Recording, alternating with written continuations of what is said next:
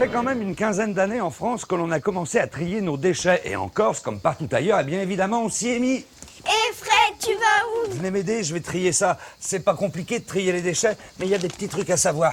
Allez, on y va.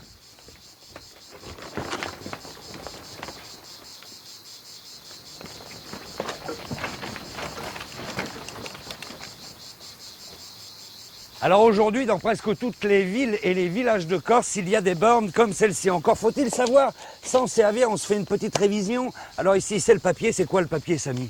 Des journaux, des magazines, des prospectus et des catalogues. Pas mal du tout. Il y a un petit piège à éviter. Si on emmène tous ces journaux, par exemple, dans un sac plastique, il ne faut pas mettre le sac plastique dans la borne, sinon on ne peut plus faire le tri. Alors ici, on a le verre. C'est simple, le verre, hein. Sont les bouteilles, les bocaux en verre, les pots en verre. Et ici, nous avons les emballages. Alors, à commencer par les bouteilles en plastique, par exemple les bouteilles d'eau minérale ou de soda, mais aussi les bouteilles qu'on trouve, par exemple, dans la salle de bain, le shampoing, le gel, tout cela. Et puis, il y a quoi d'autre, Lisa? Les boîtes de conserve et les canettes. Exactement. Et puis, Les cartonnettes et les boîtes de céréales et les boîtes de sucre. voilà, toutes ces petites boîtes en carton. Et tout le reste n'est pas recyclable, donc ça va où? Dans la poubelle. Dans la poubelle. Allez, c'est bon, on y va. Alors, tiens, essaye de mettre ça dedans. Ça, c'est pour toi. Tu y vas directement. Tous ces emballages vont ensuite être collectés et acheminés vers des centres de tri. Déposés sur un tapis roulant, ils sont triés et regroupés par catégorie. Acier, plastique opaque, plastique transparent, carton. Ces emballages sont ensuite compactés en blocs d'une demi-tonne. C'est ce qu'on appelle des balles. Ensuite, direction l'usine de recyclage. Tenez, ici, les bombes aérosols, par exemple, redeviennent de l'acier. Waouh, ça chauffe. Et ici, les bouteilles d'eau minérale sont métamorphosées en fibres synthétiques. Et voilà le travail. Quant au carton, avec ce traitement, ils peuvent être recyclés jusqu'à 10 fois. Et pour finir, ces morceaux de verre, presque par magie, vont se retransformer en bouteilles ou en flacons. Hé, Jamy, tu sais qu'avec nos déchets recyclés, on peut fabriquer plein de choses. Tiens, par exemple, avec les canettes, on peut faire des VTT ou des trottinettes. Et avec les bouteilles en plastique, on peut faire des polaires comme celle-ci. C'est génial, non? Sur les voitures aussi, il y a de plus en plus de pièces qui sont faites grâce à des matériaux recyclés. Tenez, et ce bidon, lui, il est fabriqué à partir de bouteilles de lait. Surprenant, non? Et tout cela, bien sûr, permet d'économiser de l'énergie. Tu le savais, Jamy? Absolument, je le savais. Bon, c'est vrai, c'est pas tellement la saison pour la polaire. Cela dit, pour fabriquer une veste en fibre synthétique comme celle-ci, il existe deux solutions. La première consiste à utiliser du pétrole brut. Pour cela, il faut l'extraire, le transporter par la mer, puis sur la route, le raffiner et le transformer en fibre synthétique. Toutes ces opérations nécessitent de l'énergie fossile qui produit des gaz à effet de serre, le fameux dioxyde de carbone par exemple, en partie responsable du dérèglement climatique. Pas génial.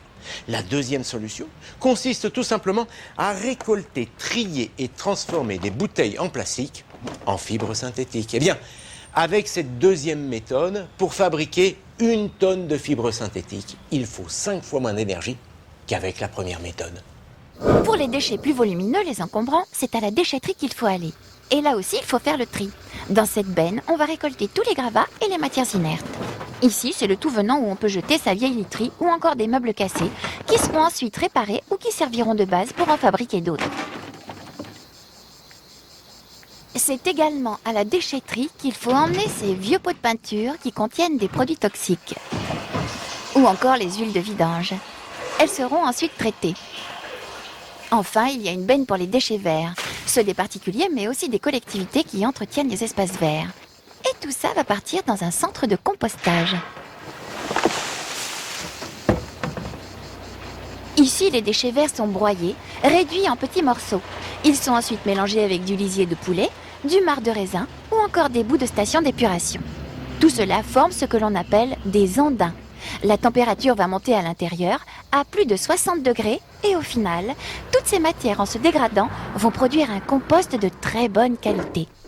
Alors ce compost qui vient du centre de compostage, eh bien ici dans cette ferme, on les pend dans les champs, tout cela pour faire pousser une très bonne herbe pour nourrir ce troupeau de vaches tigres. T'as vu ça, Jamy, comme elles sont belles? Je te rassure, elles griffent pas.